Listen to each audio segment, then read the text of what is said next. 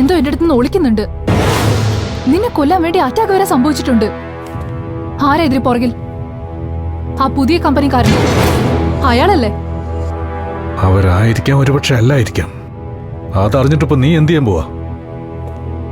ശിവാജി എന്നോട് തന്നെ മറച്ചു വെക്കാണല്ലേ? അങ്ങനെ തോന്നുന്നുണ്ടെങ്കിൽ അങ്ങനെ തന്നെ ഇരുന്നോട്ടെ.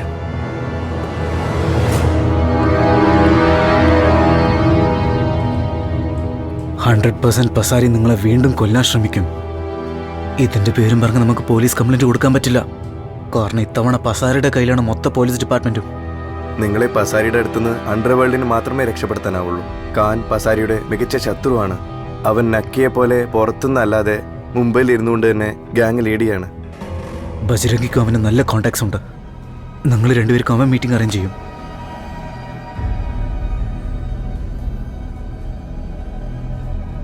ബജ്രംഗി,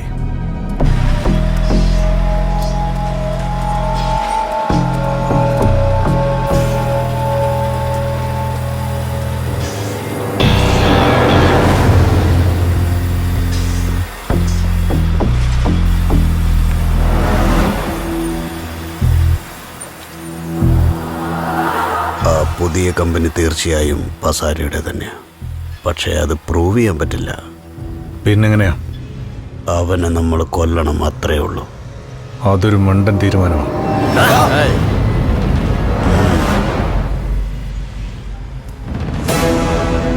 ഇതിൽ മണ്ടത്തരം എന്താ കണ്ടത്? പസാരി ഒറ്റയ്ക്കല്ല ചെയ്യുന്നത്. അവൻ്റെ പിന്നിൽ ഒരു ഓർഗനൈസേഷൻ തന്നെയുണ്ട്.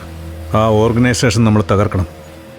അവനെ നമ്മൾ കൊന്നുകഴിഞ്ഞാൽ ആ നെറ്റ്വർക്കിന്റെ കണക്ഷൻ നമുക്ക് കട്ടായി പോവും. ഇവനാള് വേറെയാടാ. നീ പറഞ്ഞോ. നിയമത്തിന്റെ രണ്ടു വശത്തായിട്ടാണ് നമ്മൾ നിൽക്കുന്നത്. പസാരിയെ ഇല്ലാതാക്കാൻ വേണ്ടി നമുക്ക് രണ്ടുപേർക്ക് ഒരു വശത്ത് നിൽക്കാം. അവന്റെ സിസ്റ്റത്തെ ഇല്ലാതാക്കാൻ എനിക്ക് നിന്റെ സഹായം വേണം. ഇത് മണ്ടത്തരം അല്ല.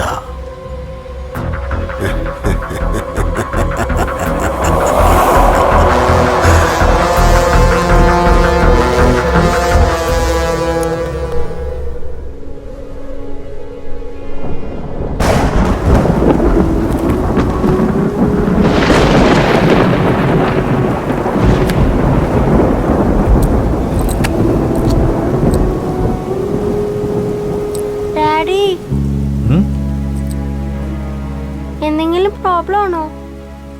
ഇല്ല മോളെ, സാരമില്ല, പറഞ്ഞോളൂ.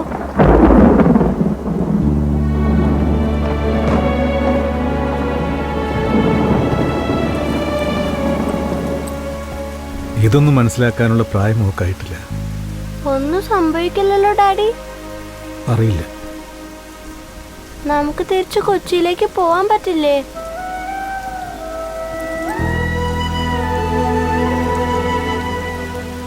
എനിക്കങ്ങനെ പോകാൻ കഴിയില്ല. ഈ ജോലി അത്രയ്ക്ക് അത്യാവശ്യമാണോ ഡാഡി? ഇപ്പൊ ഞാൻ ചെയ്യുന്നത് ജോലിയല്ല മോളെ, എന്റെ വിശ്വാസങ്ങൾക്ക് വേണ്ടിയുള്ള പോരാട്ടമാണ്. ഒരുപക്ഷെ എനിക്ക് എന്തെങ്കിലും സംഭവിച്ചാൽ മുത്തശ്ശനെയും മുത്തശ്ശിയും നോക്കേണ്ടത്. ഡാഡിക്കൊന്നും സംഭവിക്കില്ല.